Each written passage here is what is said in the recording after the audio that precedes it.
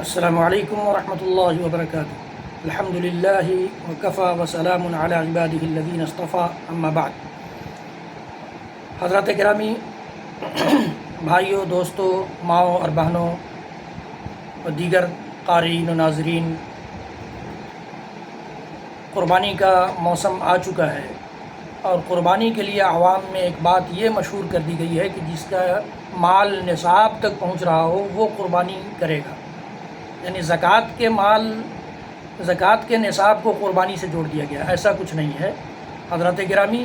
اللہ کے نبی صلی اللہ علیہ وسلم کی حدیث گرامی ہے کہ من وجد سعۃ فلم یضحی، جس کے پاس گنجائش ہو قربانی کرنے کی، 5,000 7,000 10,000 کیا بکرا یا جانور یا 2-3 ہزار کا حصہ جانور میں لے کر کے قربانی کرنے کی جو صلاحیت رکھتا ہو اور اس کے باوجود وہ قربانی نہیں کرتا، فلا یقربن مصلانا، وہ ہماری عیدگاہ کے قریب نہ آئے، ہماری عیدگاہ کے قریب نہ آئے۔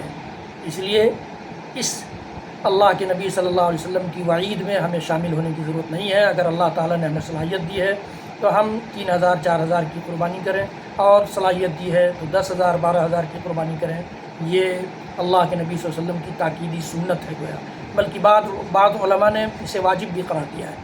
اور قربانی کرنے کا جب ارادہ کر لیں تو اللہ کے نبی صلی اللہ علیہ وسلم کی وہ حدیث یاد رکھیں کہ من کان لہ ذبح یذبحہ فاذا احل بہلال ذی الحجہ، کہ جس کے پاس قربانی کا جانور ہو، وہ قربانی کرنا چاہتا ہو، ارادہ رکھتا ہو، اور ذی الحجہ کا چاند ہو جائے جو آج ہی ہونے والا ہے، یعنی آج ذی القعدہ کی 29 تاریخ ہے اور آج امکان ہے چاند ہونے کا، تو جب ذی الحجہ کا چاند ہو جائے فلا یأخذن من شعرہ ولا من اظفارہ شیئا حتی یضحی، رواہ مسلم۔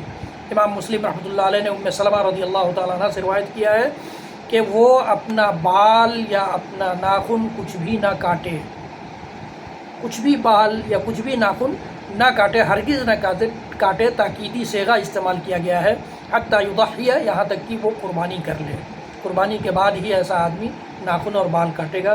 تو آج ہی ہم اپنے ناخن اور بال اگر بڑھے ہوئے ہیں، زیادہ ہیں، تو ان کو کاٹ لیں تاکہ اگلے 10 دنوں تک ہمیں کاٹنے کی ضرورت بھی محسوس نہ ہو، اور اللہ کے نبی صلی اللہ علیہ وسلم کی اس ممانعت اور آپ کی اس تاکیدی سنت پر ہمارا عمل ہو سکے۔ اللہ رب العالمین ہم سب کو کہنے سننے سے زیادہ عمل کی توفیق دے۔ وصلی اللہ تعالی علی نبینا محمد وعلی آلہ وصحبہ وسلم تسلیما کثیرا کثیرا، وآخر دعوانا ان الحمد للہ رب العالمین، والسلام علیکم ورحمۃ اللہ وبرکاتہ۔